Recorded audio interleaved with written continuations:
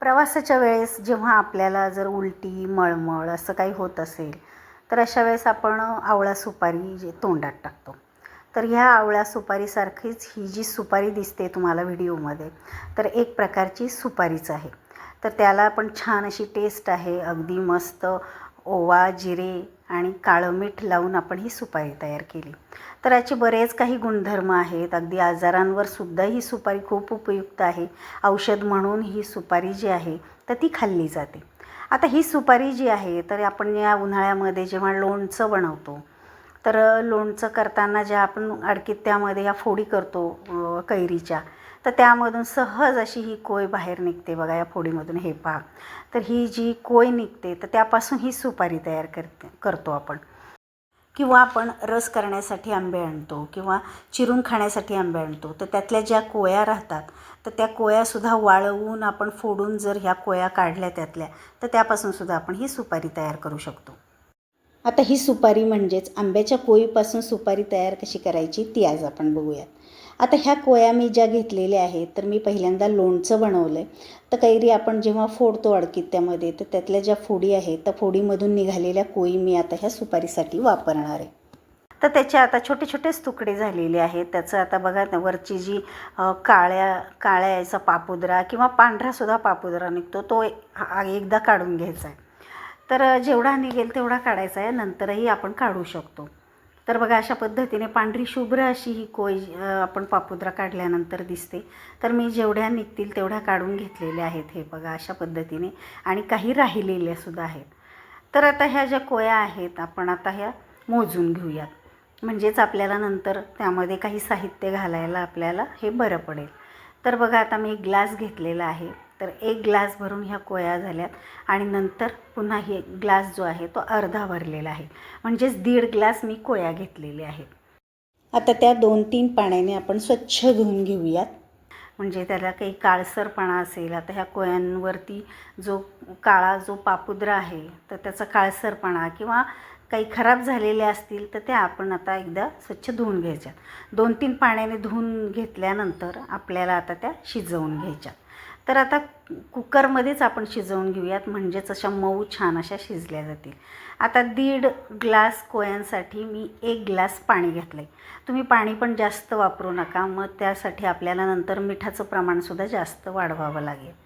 आता 1 ग्लास पाणी घातल्यानंतर त्यामध्ये आपण आता जवळपास 3 चमचे आपण खातो रोजचं जे पदार्थामध्ये किंवा रेसिपी करताना जे वापरतो ते मीठ आपण त्यामध्ये घातलेलं आहे, आणि नंतर 1 चमचा काळं मीठ आपण त्यामध्ये टाकायचं आहे. आता हे सगळं एकदा मिक्स करून घ्यायचं आहे, आणि कुकरला झाकण लावून आपण 3 ते 4 शिट्ट्या करून घ्यायच्या. आता हे मिक्स करते, आणि आता जवळपास बघा 4 शिट्ट्या झाल्यानंतर मी आता तुम्हाला दाखवते ह्या कोया कशा शिजल्यात ते. हे बघा अशा पद्धतीने ह्या कोया छान अशा शिजलेल्या आहेत, अगदी मऊ झाल्यात. हे बघा तुम्हाला मी असं तोडून दाखवते. अशा पद्धतीने ह्या कोया चांगल्या शिजल्या जातात. आता त्याचा रंगसुद्धा तुम्ही बघताय बदललेला आहे. आता ह्या आपण आता एका चाळणीमध्ये ओतून त्यातलं पाणी सगळं काढून टाकायचं आहे. तर आता मी ओतून घेते, आणि ह्या अगदी सगळ्या कोरड्या करून घ्यायच्यात आपल्याला. आणि आता कोरड्या थोडा वेळ हे निथळू द्यायचं आहे, आणि नंतर थोड्याशा कोरड्या झाल्या की आपण आता त्याचे छोटे छोटे असे तुकडे करून घ्यायचे. आवळा सुपारीचे जसे तुकडे असतात तसे करून घ्यायचे. त्या अगोदर आता ही जी राहिलेली जी त्याची साल किंवा पापुद्रा होता तर तो सहज आपला हाताने लगेच निघतो, तर ते आपण एकदा काढून घ्यायचं आहे. कारण खाताना किंवा सुपारीमध्ये ते तोंडात जर आलं तर ते चांगलं लागत नाही. त्यामुळे वरचा पापुद्रा आपण आता हा काढून घेऊयात. तर सगळ्या फोडींना जे जे राहिलेलं आहे तर ते मी एकदा काढून घेते, आणि आता त्याचे आपल्याला बारीक असे छान असे छोटे छोटे काप करून घ्यायचे. तर जशी आवळा सुपारी असते तशाच पद्धतीने आपण आता अगदी छोटे छोटे काप करून घ्यायचे. तर सुरीनेच आता हे काप अगदी सहजरित्या होतात, कारण शिजलेलं असल्यामुळे जास्त काही टणक राहत नाहीत. तर अगदी बारीक बारीक छोटे छोटे तुकडे करून घ्यायचे. म्हणजे तोंडात 1-2 तुकडे टाकले तरी कुडूम आपल्याला चांगले खाता येतील.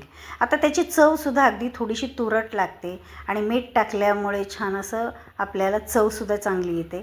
आपण नंतर ज्या काही वस्तू टाकणार आहोत त्यामुळे छान आपल्या शरीराचं अन्न जे आहे तर ते पचलं जातं.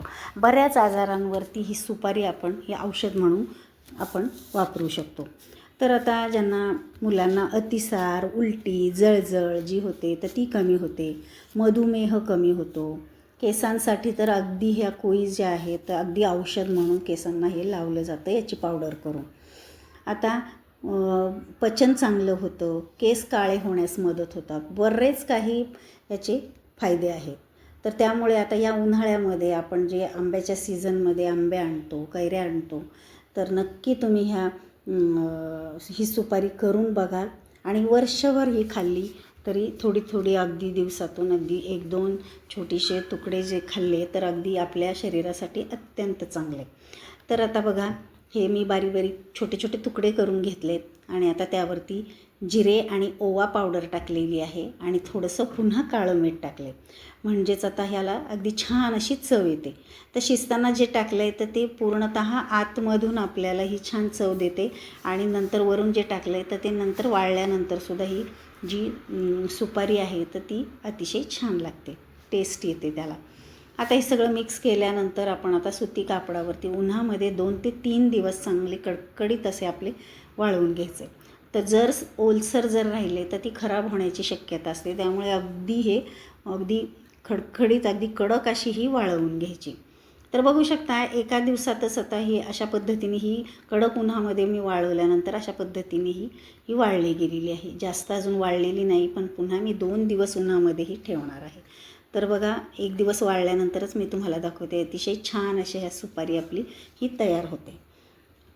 हे बघा मस्त अशी ही सुपारी जी आहे तर कडक जर उन्हामध्ये वाळवली तर वर्षभर आपण एका बरणीमध्ये जर ठेवली तर अगदी बरेच दिवस चांगली राहते. आणि येता जाता आपल्याला काही तोंडाला चव नसेल तर आपण तोंडात सहज अशी टाकू शकतो. तर पचन होण्यासाठी शिवाय प्रवासाला निघाल्यानंतर उलटी मळमळ यांनी खाल्ल्यामुळे होत नाही. अगदी आवळा सुपारीसारखंच हे अतिशय छान अशी ही औषधी गुणधर्म असलेली ही सुपारी आहे. तर बघा पूर्णतः ही वाळल्यानंतर ही जी सुपारी आहे अशी दिसते बघा. तर या उन्हाळ्यामध्ये आंब्याचं सीझन जोपर्यंत चालू आहे तोपर्यंतच तुम्ही ह्या आंब्याच्या कोळीची सुपारी एकदा करून ठेवा आणि वर्षभर अगदी चवीने खा. तर हा कोळीच्या सुपारीचा व्हिडिओ तुम्हाला कसा वाटला मला कमेंट करून सांगा आणि आवडला तर आपल्या चॅनलला लाईक करा, शेअर करा आणि सबस्क्राईब करा. चला तर मग भेटूयात अशा छान नवनवीन रेसिपींच्या व्हिडिओमध्ये. तोपर्यंत बाय बाय, टेक केअर.